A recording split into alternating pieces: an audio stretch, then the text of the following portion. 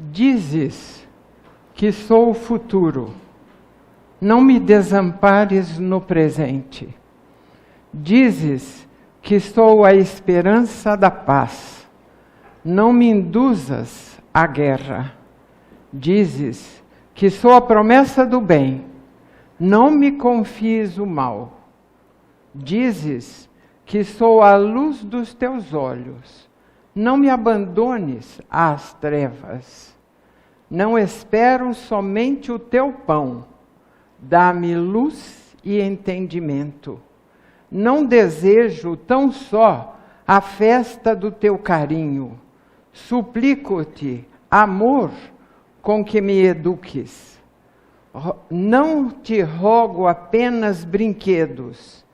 Peço-te bons exemplos e boas palavras. Não sou simples ornamento de teu caminho. Sou alguém que te bate a porta em nome de Deus. Ensina-me o trabalho e a humildade, o devotamento e o perdão. Compadece-te de mim e oriente-me para o que seja bom e justo. Corrige-me enquanto é tempo, ainda que eu sofra. Ajude-me hoje, para que amanhã eu não te faça chorar.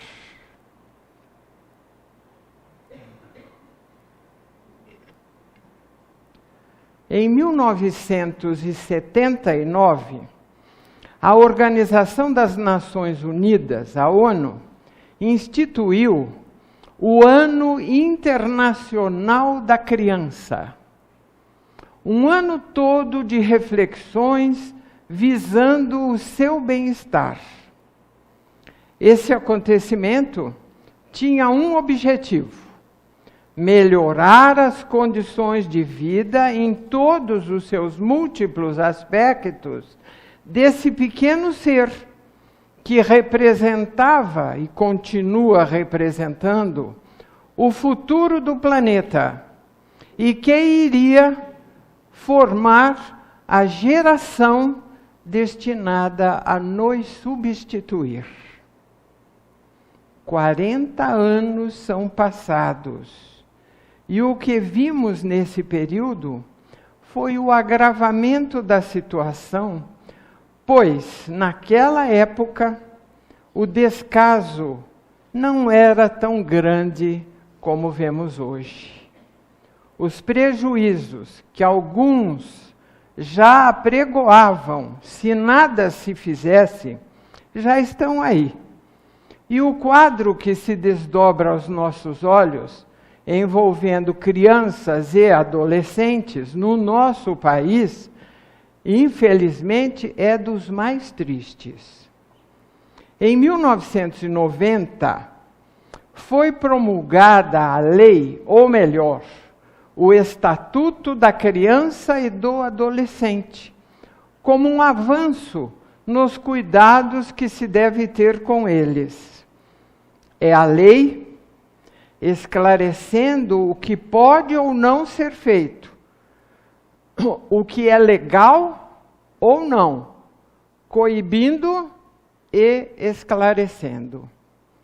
Sem dúvida, foi um avanço quanto ao aspecto legal, sem dúvida nenhuma. Nós estamos aí, temos, não é, utilizado esse estatuto para solucionar problemas de acordo com a lei.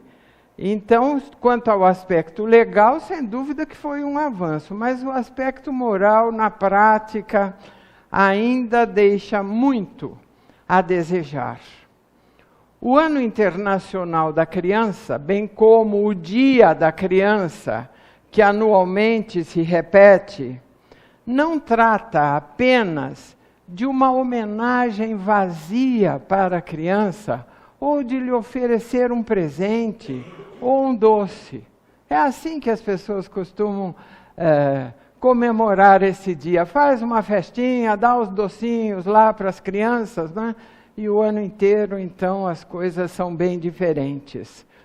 Então, o problema, ao verificarmos mais profundamente, não é tão simples como à primeira vista possa parecer. Trata-se, sim, isto sim, de despertar, não as crianças, os adultos, né? Despertar os adultos para um problema muito sério. Não é? Que problema haverá mais sério do que esse? Eles serão os condutores do mundo de amanhã. Essa é a realidade, não é? Para eles entregaremos o nosso trabalho, as nossas conquistas e aquisições, enfim, o nosso esforço, que eles devem continuar na promoção de um mundo cada vez melhor, habitado por seres cada vez mais perfeitos. Afinal de contas, o objetivo de estarmos aqui é exatamente esse, é a nossa melhoria espiritual, que sempre falamos, não é? A melhoria espiritual, o nosso progresso espiritual, as gerações se sucedem e a busca é exatamente esta, não é? Mas, raciocinemos. Afinal de contas, quem é a criança? E diremos como todo mundo, os seres do futuro. Não é assim que a gente pensa? Criança é o ser do futuro. Mas nós precisamos pensar mais profundamente que não são apenas os seres do futuro, são seres com passado. Sim. A doutrina espírita, através da lei de reencarnação, nos ensina que a alma não é criada no momento do nascimento, como muitas escolas religiosas acreditam e ensinam aos seus adeptos esta realidade. Não, não é assim. A criança é uma entidade recém-nascida, porém, não recém-criada, de forma nenhuma. Ela não é criada, aquela alma não é criada no momento do nascimento. E esse fenômeno se repete todas as vezes que o espírito imortal, porque nós somos espíritos imortais, viajores do infinito. Isto é preciso que fique bem claro para todos nós, porque é o que a nossa doutrina ensina, não é? Todas as vezes que um espírito imortal toma um corpo para ingressar no plano terreno e aí permanecer por um determinado tempo. É assim que as coisas acontecem, é assim que funcionam as leis divinas. E aquela criatura, aquela alma, aquele espírito, como queiram, encarna e desencarna centenas, milhares de vezes, com o objetivo de evoluir, de progredir, de desenvolver o potencial que existe em si e atingir um dia a condição de espírito puro. Esse conhecimento, irmãos, é fundamental para todos nós, porque nós também fomos crianças, né? Isto é, da lei divina, né? Nós ingressamos numa encarnação, passamos por esse período de infância e assumimos a nossa condição de adulto e passamos pela encarnação com esse objetivo de melhoria espiritual, de progresso espiritual, de crescimento espiritual para Deus. Deus cria os espíritos, seres inteligentes que povoam o universo. Mas os espíritos são criados com todo um potencial para ser desenvolvido.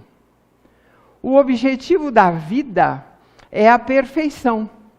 E esta não se adquire senão pelo próprio esforço nas sucessivas encarnações. Deus nos cria simples e ignorantes. Está escrito lá em O Livro dos Espíritos. Deus nos cria simples e ignorantes. Mas todo o potencial está em nós, está naquela criatura que foi criada, não é? Eu gosto de dar o exemplo da semente. Se tiver aqui na minha mão uma semente de laranja, nós vamos olhar para ela e eu não vou ver nem a raiz, nem o tronco, nem os galhos, nem as flores, nem os frutos, mas está tudo ali. Porque se essa semente for colocada no chão, em condições adequadas, né? ou recebendo a umidade, a luz do sol, ela vai germinar. E dentro de algum tempo já pré-determinado, nós vamos olhar e vamos ver o quê? Uma linda laranjeira, né? Com raiz, caule, folhas, flores e frutos. Estava tudo ali, na semente, em potencial. Assim também nós. Deus nos cria simples e ignorantes, mas dentro de cada um de nós, eu falo dentro, está ali todo o potencial que temos. Nesse conhecimento que nós entendemos quando fala que nós fomos criados à imagem e semelhança de Deus. As qualidades de Deus Ele colocou em nós, somos seus filhos. Né? Nós temos esse potencial todo, nós temos sim todas as qualidades dentro de nós. É preciso que elas desabrochem.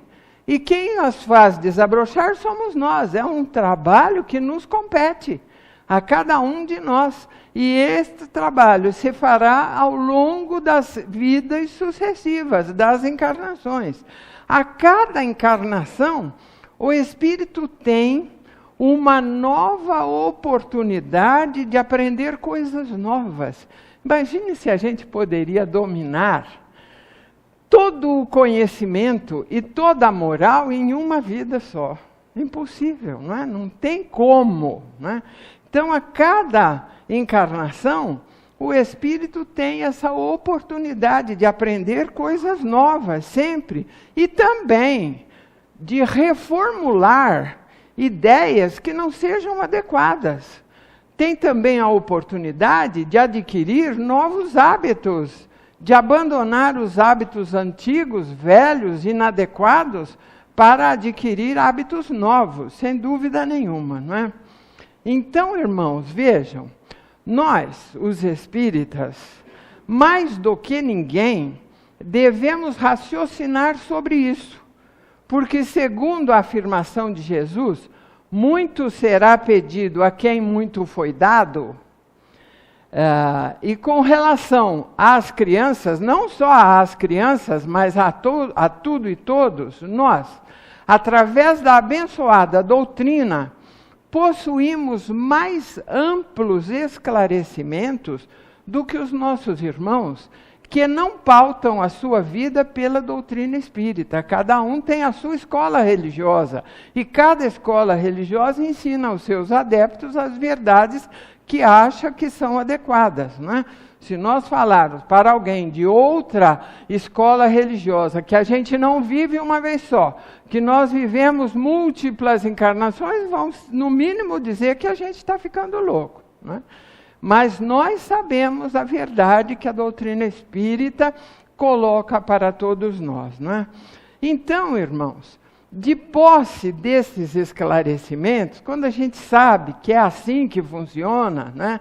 De posse desses esclarecimentos, a gente vai olhar para a criança com outros olhos, né? Quando a gente vê a criança ali, seja nosso filho, seja sobrinho, seja neto, seja vizinho, enfim, a criança, às vezes professores, nós vamos olhar aquele pequeno ser com outros olhos.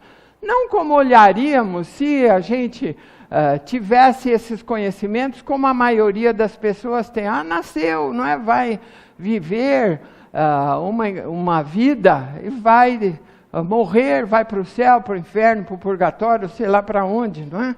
Então a gente vai olhar aquele pequeno ser, que às vezes está sob a nossa responsabilidade, é nosso filho, é nosso aluno, é nosso sobrinho, é nosso neto, enfim, né? Nós vamos olhar de uma outra forma, com outros olhos, porque nós vamos saber que ali, ali, naquela criança, está um espírito imortal. Sim, é um espírito imortal. E que precisa evoluir. Para isso ele veio, para isso reencarnou.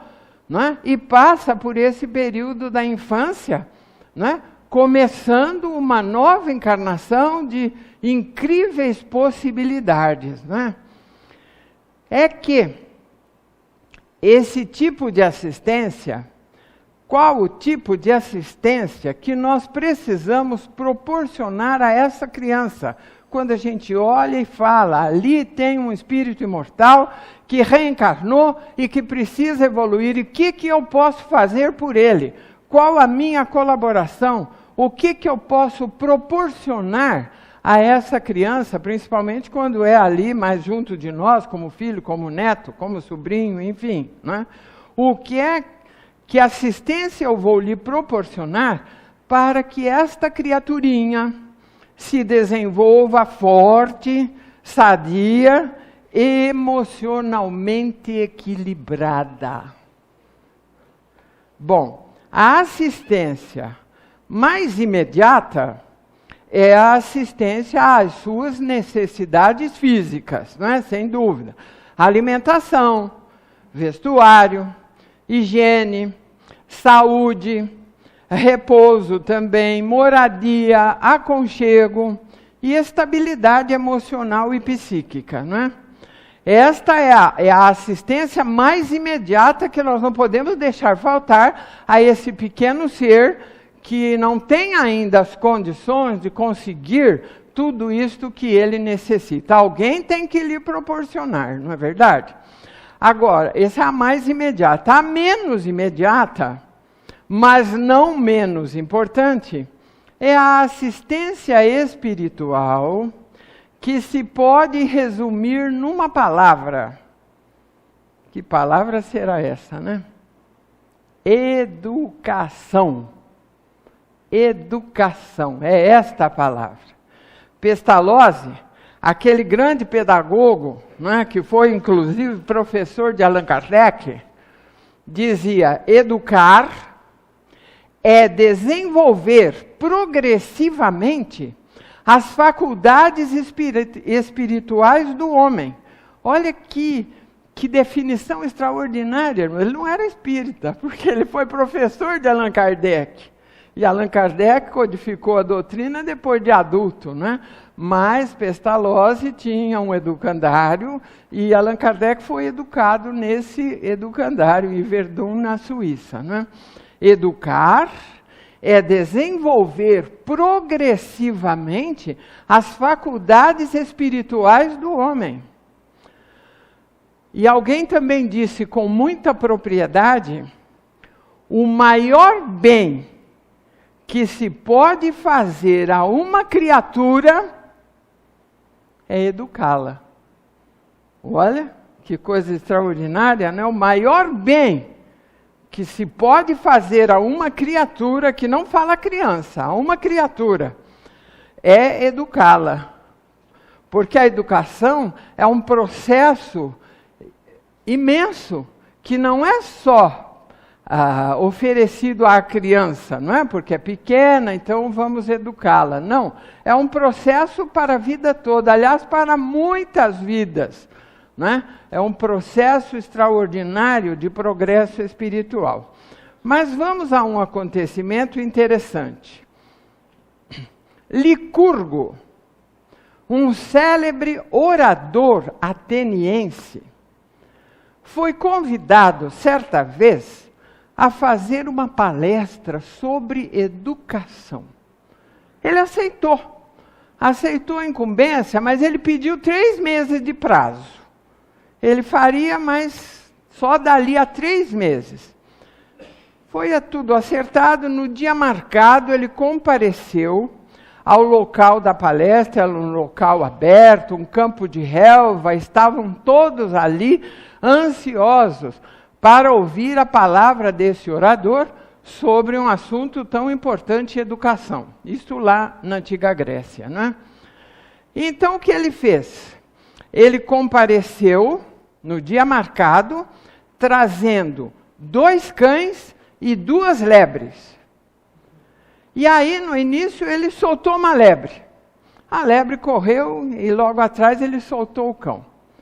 O cão correu atrás da lebre, pegou e estraçalhou-a na frente de todos. Foi um episódio sangrento, horrível, todos ficaram chocados com aquela situação vexatória. Aí, restabelecida a ordem, não é? Ele soltou a outra lebre. E em seguida o outro cão. E os 2 puseram-se a brincar, a rolar pela relva amistosamente, brincando um com o outro. Ele então virou para todos que ali estavam e disse assim: eis aí o que é a educação. Sem palavras, não é? Sem palavras, ele mostrou exatamente o que é a educação das criaturas. O que pode acontecer quando a criatura não é educada. E o contrário, quando ela já é educada. Não é? A gente fala aqui da educação no mais amplo do seu aspecto. Não é aquele sentido de polidez. Ah, dá licença, obrigada, por favor. Não é esse aspecto. É educação no mais amplo aspecto da criatura, não é? Educação como um todo. Quando pensamos, porque pensamos, em educação para as nossas crianças, a gente pensa, não é? Nossa, a gente às vezes tem uma criança, já se imbuiu da responsabilidade que é educar uma criança, ter uma criança ali sob a sua responsabilidade, é um trabalho hercúleo. Eu lembro quando meu filho nasceu, que eu peguei no colo e falei, e agora, o que eu vou fazer com ele? Né? Porque a gente não tem aquela assim, agilidade para escolher o melhor para poder educar. Nós também nem sabemos muito bem o que é o melhor em termos de educação, não é? Então, quando nós pensamos em educação para as nossas crianças, nós sempre somos colocados diante de uma situação difícil. Vejam, uns condenam a educação moderna, saudosos dos tempos em que as crianças obedeciam aos pais, apenas pelo olhar, e tremiam diante do professor.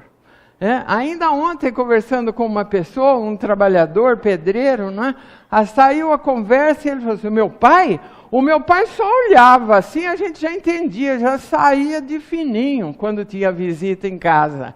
Então as pessoas acham que aquilo sim que era educação. O pai olhou, pronto, o filho já sabe como deve se comportar. Né? Então, acham que esta que era a educação boa. Outros aprovam a nova educação, mas fazem do princípio de liberdade uma forma de abandono. É muita liberdade, não é? Que se dá para a criança. Então a gente vê nem tanto ao mar, nem tanto à terra, não é? É preciso saber como fazer, como educar. A educação antiga era uma forma de domesticação. As crianças eram tratadas como animais. A gente sabe disso, não é? É só a gente ver aqueles filmes antigos e a gente vê o que se fazia com as crianças, né? Por outro lado, a educação moderna, quando aplicada sem conhecimento, leva as crianças a uma liberdade excessiva, onde podemos esperar todas as consequências negativas. Porque nós temos que fazer uma conjectura acerca da liberdade. O que é a liberdade? Liberdade é fazer o que se quer, é deixar que as criaturas façam o que quer, o que vier na cabeça eu posso fazer, ninguém tem nada com isso. Isso é a liberdade, isso é ser livre? Não é bem assim. Não é? Alguém disse com muita propriedade que, vejam bem, isso daqui é para pregar na geladeira e ficar olhando, viu? Liberdade não é fazer o que se quer, é fazer o que se deve, porque se quer. Olha que definição extraordinária, irmãos. Liberdade não é fazer o que se quer, é fazer o que se deve, porque se quer. Porque se você não quiser, você não vai fazer o que se deve, né? Cada um de nós deve fazer o que deve ser feito, sem dúvida nenhuma. Por quê? Porque a gente já entendeu, e é isso que a gente quer. Nós queremos fazer o melhor. Então, é porque eu quero fazer. Liberdade é fazer o que se deve, porque se quer. Por outro lado, a educação moderna, quando aplicada sem conhecimento, leva as crianças a uma liberdade excessiva, onde podemos esperar todas as consequências negativas. Muitos setores das ciências psicológicas asseveram que é indispensável preservar a criança contra a mínima coação, a fim de que ela venha a se desenvolver sem traumas que lhe prejudicariam o futuro. É a liberdade plena, não é? Não podemos coagir a criança a nada, ela tem que ter liberdade, sem dúvida nenhuma, né? Então, irmãos, aos pais e professores acodem muitas perguntas, não é? A gente quer saber qual é o jeito melhor, como é que nós vamos fazer. E as pessoas então perguntam a si próprias: devo largar os meus pequenos à solta para não prejudicá-los? Será justo permitir que o meu filho se transforme em pequena máquina de estimação dentro de casa, com a ideia de que só assim será feliz no futuro? Como proteger minhas crianças sem controlar-lhes os impulsos infelizes? Devo deixar meus pequeninos em liberdade irrestrita, fazendo o que lhe vem à cabeça, a pretexto de garantir-lhes a saúde? Será natural deixar a criança crescer com a ilusão de que é plenamente livre, para depois encontrar, na posição de adulto, os constrangimentos da disciplina social, indispensável em qualquer parte? Vejam, irmãos, os raciocínios que as pessoas fazem, porque não sabem exatamente. Educar é uma tarefa muito complicada, muito difícil. A gente busca acertar, mas nem sempre temos aquelas condições adequadas para aplicar a educação como ela deve ser aplicada. Aí vem então toda essa insegurança no que fazer, no como educar as nossas crianças. Mas aí nós espíritas, não é? Felizmente, nós temos a bênção da orientação espiritual. Emmanuel, neste livro aqui, o meu está velhinho, o Consolador, ele fala exatamente como nós devemos fazer. E ele se dirige mais às mães terrestres, né? O que deve fazer a mãe terrestre para cumprir evangelicamente os seus deveres, conduzindo os filhos para o bem e para a verdade? Vejam, irmãos, que temos um socorro, né? Um socorro espiritual por Emmanuel, esse orientador extraordinário, neste livro, que nos coloca em itens como devemos nos conduzir na educação destes pequenos seres que vem à Terra para progredir e que vem na nossa casa, muitas vezes, na condição de nossos filhos, e a gente tem que buscar oferecer a eles o melhor. Então ele nos diz assim, no primeiro item: desde os primeiros anos, ensinar a criança a fugir do abismo da liberdade, controlando-lhe as atitudes e consertando-lhe as posições mentais, pois que essa é a ocasião mais propícia à edificação das bases de uma nova vida. Olha, irmãos, exatamente ele vai tocar naquele ponto em que nós estávamos comentando, a liberdade excessiva, não é? A que muitos se entregam atualmente. A infância, irmãos, ela pode ser comparada ao barro mole, onde o oleiro amolda os objetos. É isso mesmo. O oleiro são os pais, ou educadores, e o barro é a criança. Antes dos 7 anos, as possibilidades dos pais são enormes, porque a encarnação, irmãos, é bom que se saiba, ela se completa até os 7 anos. A criança reencarna, não é? A gente vê que a criança, até os 7 anos, ela é muito aberta para o mundo espiritual. A criança vê o amiguinho, aqui tem o meu amiguinho, não é? Eles quase que tratam com o plano espiritual com uma naturalidade incrível. Porque a encarnação ainda não está fechada, ainda não está completa. É aos 7 anos que a encarnação se completa.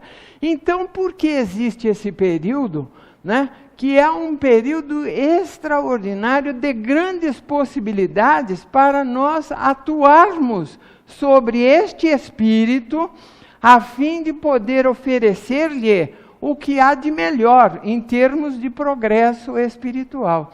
A criança, até essa idade, já demonstrou várias tendências, né?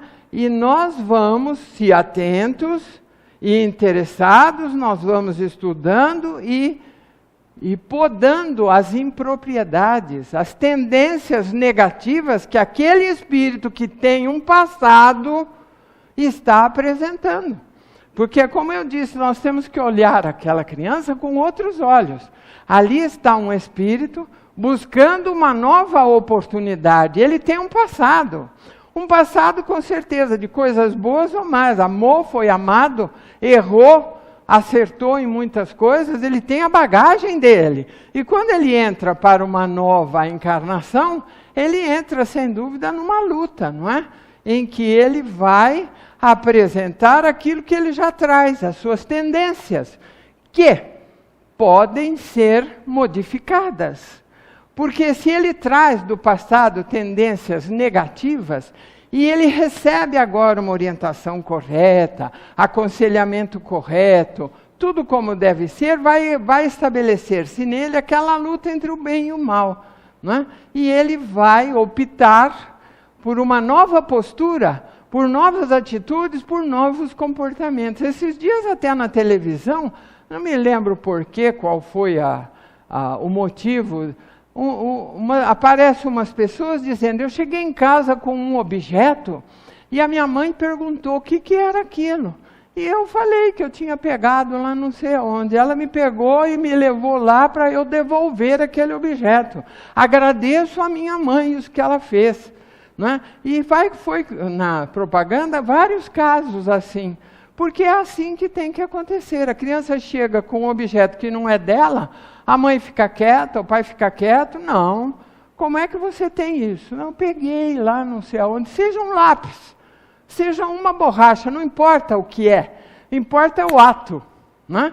Então, tem que ser corrigido. Vamos lá e você vai devolver, porque a gente não pode pegar aquilo que não é nosso, aquilo que é do outro. Temos que ter o respeito pelas coisas. E a criança vai aprendendo, de outra vez ela não fará mais. Percebem? Então, é nessa idade, né, que as novas orientações vão chegar para até destruir os velhos ranços que aquele espírito traz do passado, para que ele adquira uma nova postura e possa seguir nesta encarnação de uma forma melhor, não é? É nesse período que se corrigem muitos dos defeitos do espírito reencarnante, controlando-lhe as atitudes e consertando-lhe as posições mentais. Infelizmente, a grande maioria acha que o coitadinho é tão pequenininho, não sabe o que faz, e deixa-o em liberdade, fazendo tudo o que ele quer, e ele vai destruindo tudo que está à sua volta, dando pontapé, tapa, desrespeitando tudo e todos. Vocês não conhecem casos assim? Todos conhecemos, né? Tem gente que quando fala assim, eu vou lá na sua casa, a gente até treme.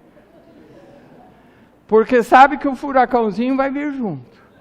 Aí pega todos os bibelô, guarda, tira tudo da vista, porque sabe que as crianças, não é, vão destruir. E a mãe às vezes fala assim, não faz assim, meu bem. Não é assim. É exatamente isso, não é? Porque acha que ele é pequenininho, não é a hora ainda. A hora que é pensar em educar, já passou o tempo. Aí não assimila mais novas posturas, não é? E novas posições mentais. E Emmanuel continua. Sentir os filhos dos outros como se fossem nossos, sem guardar, de modo algum, a falsa compreensão de que os nossos são melhores e mais altamente aquinhoados do que os dos outros. Entenderam o que quer dizer isso? Com palavras bonitas, é assim, teus filhos estão lá brincando, numa rodinha. Está todo mundo brincando lá e você está olhando. Aí você fala assim, ó, o meu é o mais bonito. Não é? O meu é o mais bonito, olha. O mais jeitoso, o mais inteligente, o mais isso, o mais aquilo. É isso aí que ele está falando.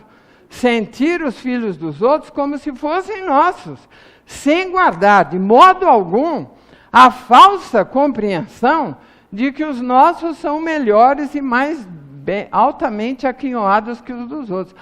A pessoa às vezes vem contar a gracinha, né, do filho, que a gente sabe que o filho do outro também faz, que as crianças hoje estão espertas, né?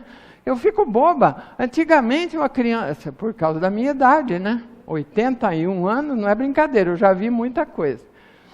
As crianças falavam com 3 anos, andava com 1 e pouco e falava com 3. Agora, com 1 ano e meio, já estão falando tudo. Então a gente percebe que as crianças estão mais espertas, né? E elas fazem coisas, mas você conversa com os pais, eles acham que é só a deles. É só a minha, que é inteligente, já está falando, mas do vizinho também, do outro também, todos eles estão falando com 1 ano e pouco, né? Estão fazendo coisas que demonstram sim que eles são inteligentes, mas não é só o nosso que é inteligente, todos são. É uma fase que o planeta está entrando, né, em que esses espíritos que estão vindo agora têm missões a desempenhar no mundo de regeneração. Eles são mesmo mais espertos, mais vivos, né? Então a gente tem que se adaptar a isso. E se a gente continua pensando que o nosso é melhor do que o dos outros, olha, desse pensamento surgem defeitos de educação irreparáveis, cultivando-se neles o orgulho e a vaidade. E não é isso que a gente quer para as nossas crianças, não é?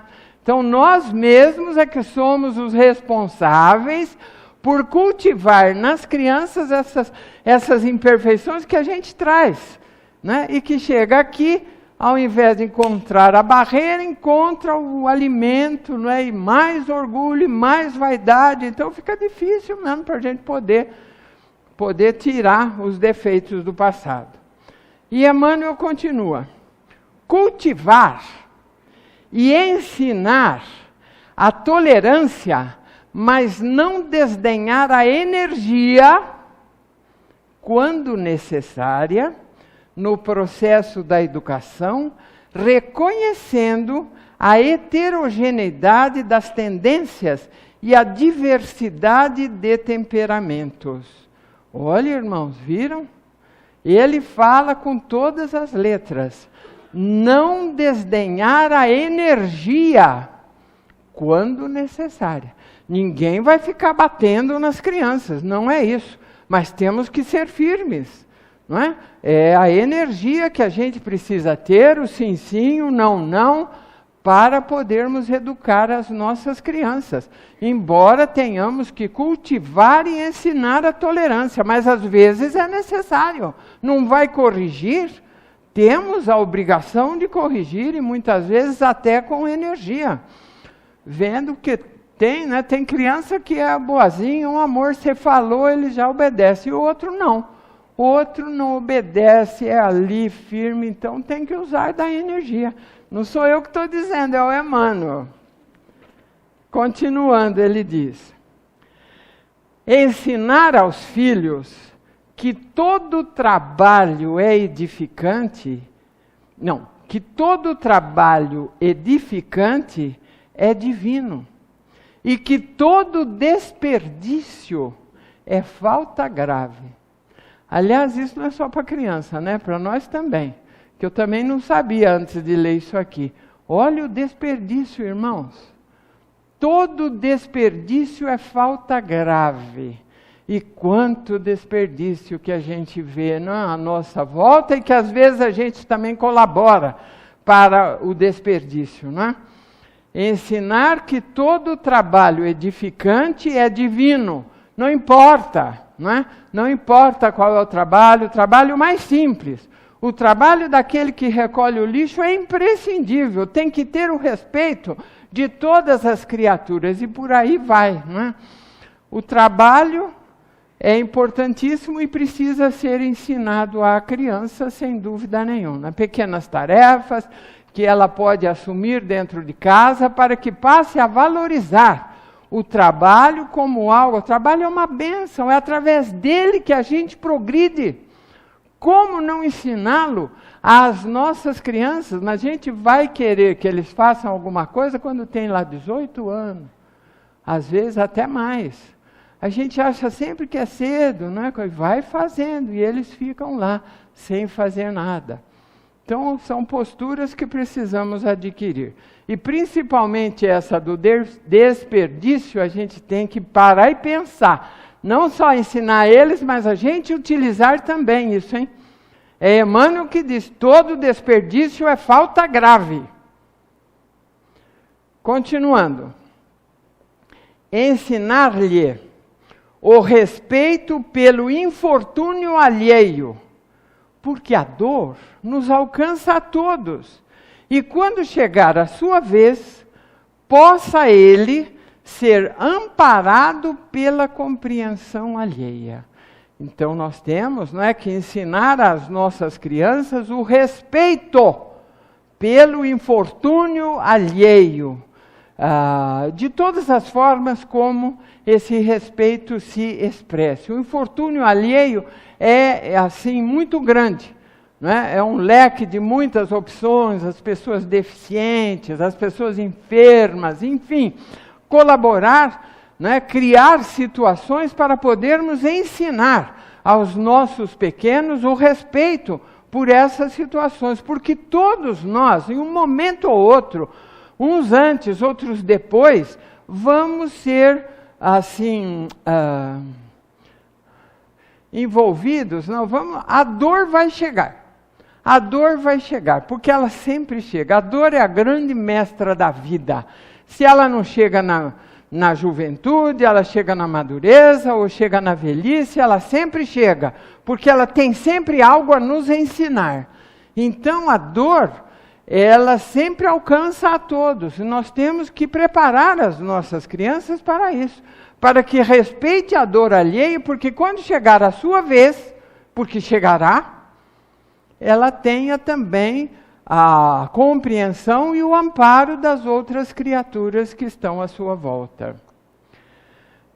Outro, não, esse aqui é bom, não dar razão a qualquer queixa dos filhos, sem exame desapaixonado e meticuloso das questões.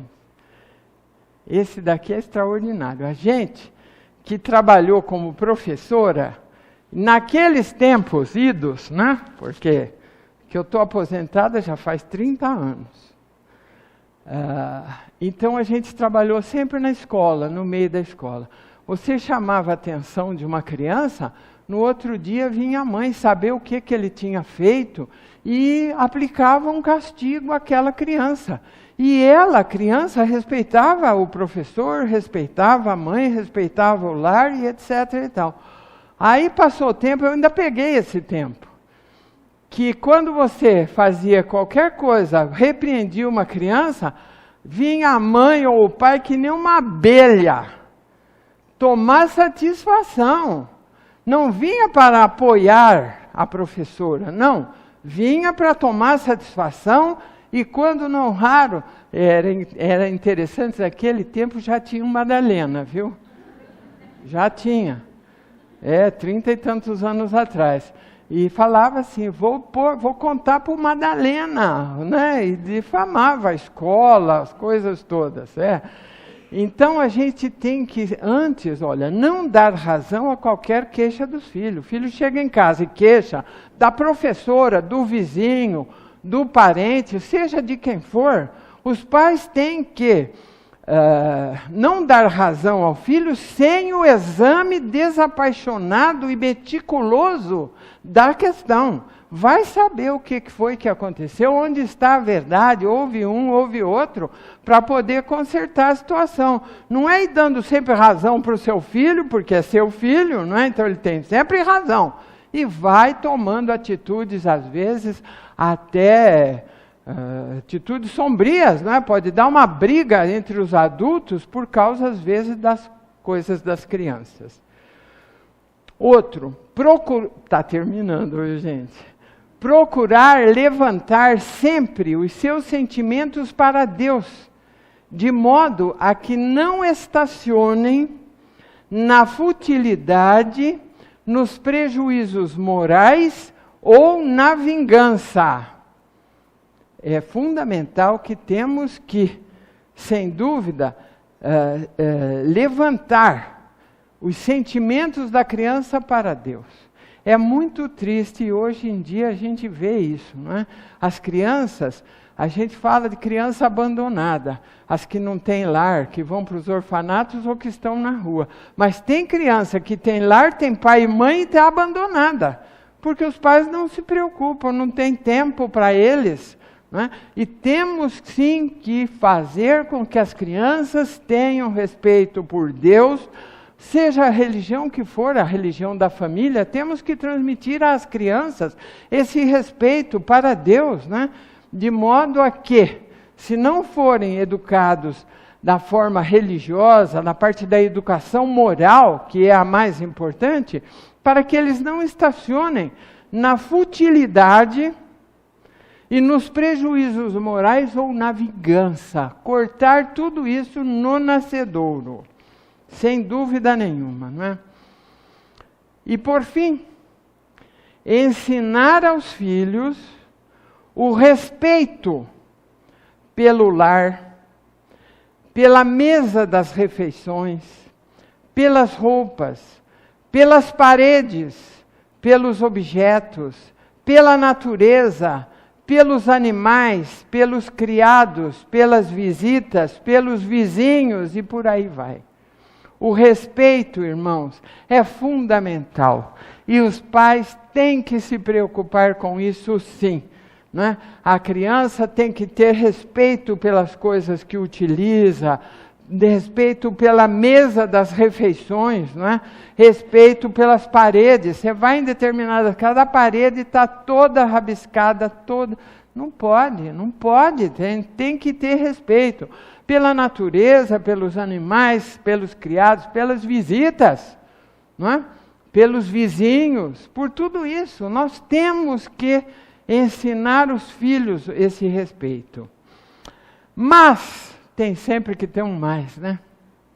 Mas, se apesar de tudo isso, os filhos são rebeldes e incorrigíveis, impermeáveis a todos os processos educativos, depois de esgotar todos os recursos a bem dos filhos e depois da prática sincera de todos os processos amorosos e enérgicos pela sua formação moral e espiritual, sem êxito algum, é preciso que os pais estimem nesses filhos adultos que não lhe aprenderam a palavra e o exemplo, os irmãos indiferentes, endurecidos de sua alma, comparsas do passado delituoso que é necessário entregar a Deus, de modo a que sejam naturalmente trabalhados pelos processos tristes e violentos da educação do mundo. A dor tem possibilidades desconhecidas para penetrar os espíritos, onde a linfa do amor não conseguiu brotar. Olha que coisa extraordinária, irmãos.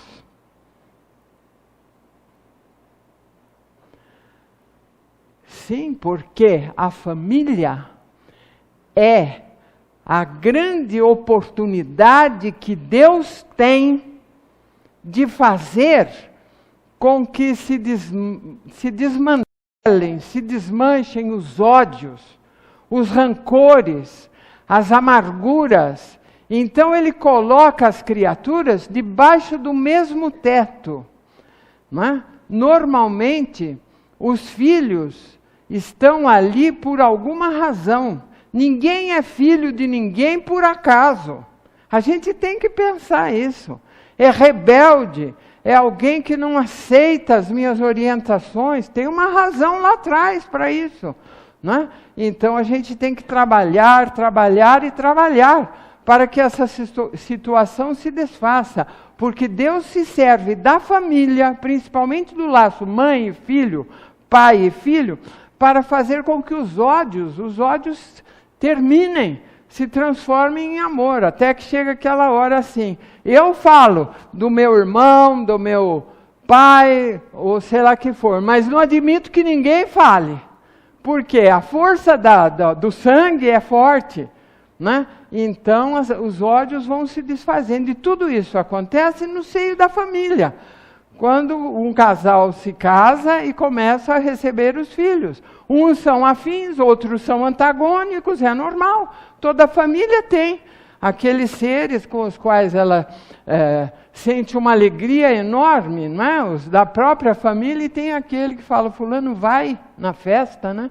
Fulano vai? Vai, então não vou. Não é assim que funciona, é assim. E irmãos também, às vezes um entra por uma porta e o outro sai pela outra. Porque não tem, né, aquele antagonismo terrível. Mas vai indo, isso tudo se desfaz. Irmãos, neste dia da criança, vamos pensar nelas, nas que possuem um lar, mas não têm o carinho e a atenção dos pais, pelos muitos afazeres que eles se impõem. Anteontem vi na televisão uma reportagem, a criança reclamando da mãe.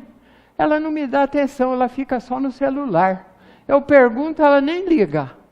Olha, foi chocante ver isso daí. Então vocês vejam como, né? Às vezes a gente acha que são eles que estão lá usando o celular, mas eles também estão queixando de nós, Os adultos que não temos hora para eles, que não brincamos com eles, que não fazemos a nossa parte porque estamos lá o dia inteiro. Trabalha fora, o pouco que está em casa está lá no celular. E a criança fica desamparada, né, ali. Vamos pensar, né, nas que possuem um lar e naquelas outras que vagueiam pelas ruas ou se alojam nos orfanatos. Os animais nos dão exemplos. Não há ave sem ninho. Olha que beleza. Não há aves sem ninho. Só na sociedade humana há crianças ao desabrigo. O mínimo que podemos oferecer a uma criança é um lar constituído em bases sólidas, onde ela sinta segurança, proteção, equilíbrio, para que possa se desenvolver harmonicamente. Um lar desajustado gera filhos problemas para a sociedade, sem dúvida nenhuma. Quando a gente ainda licionava, a criança era boazinha, fazia tudo, de repente começava a ter problema. Não fazia a lição, ficava rebelde. Quando a gente ia perguntar, os pais tinham se separado. E tudo isso gerava consequências na criança, né? As crianças precisam receber muito amor. Amor e carinho e orientação são os principais recursos na criação e educação dos filhos. Amor é uma força extraordinária para transformar as criaturas. Foi com este recurso poderoso que Jesus mudou os rumos da própria humanidade. Nós vamos trazer agora uma fala de Emmanuel. Amigo, ajuda-me para que eu te auxilie depois. Não me relegues ao esquecimento, nem me condenes à ignorância ou à crueldade. Venho ao encontro de tua aspiração, do teu convívio, de tua obra. Em tua companhia estou na condição da argila na mão do oleiro. Hoje sou sementeira, fragilidade, promessa. Amanhã, porém, serei tua própria realização.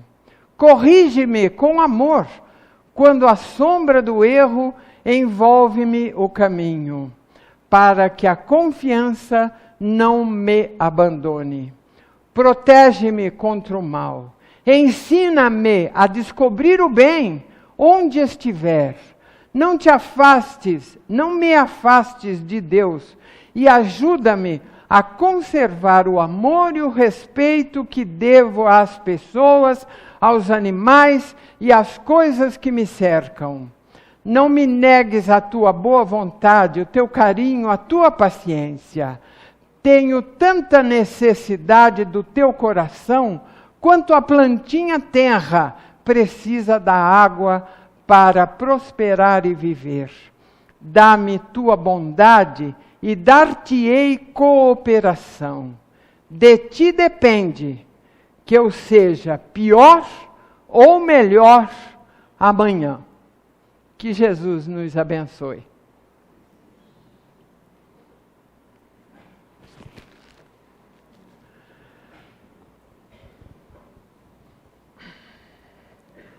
Leia, obrigada.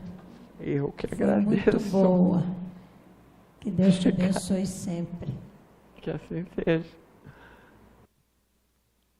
Querido Jesus, bondosos amigos da espiritualidade que nos auxiliam nesta tarde, nós mais uma vez queremos agradecer pela presença de vocês, nos auxiliando nesta tarde.